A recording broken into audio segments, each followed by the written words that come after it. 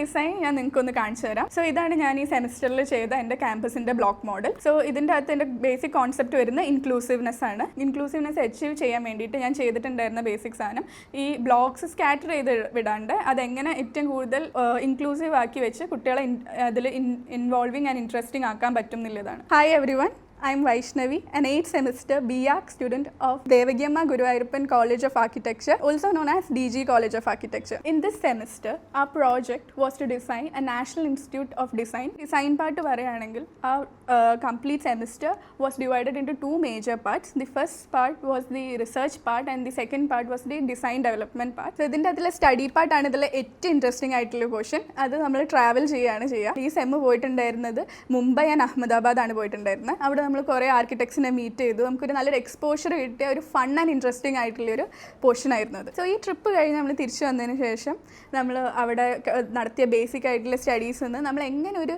Campus എങ്ങനെ plan ചെയ്യണം, അതിൻ്റെ ഒരു ബേസിക് ഫങ്ഷൻസ് എങ്ങനെയാണ് എന്നൊക്കെ ഉള്ളൊരു സ്റ്റഡി ആണ് നമ്മൾ അവിടെ പോയപ്പോൾ ചെയ്തത്.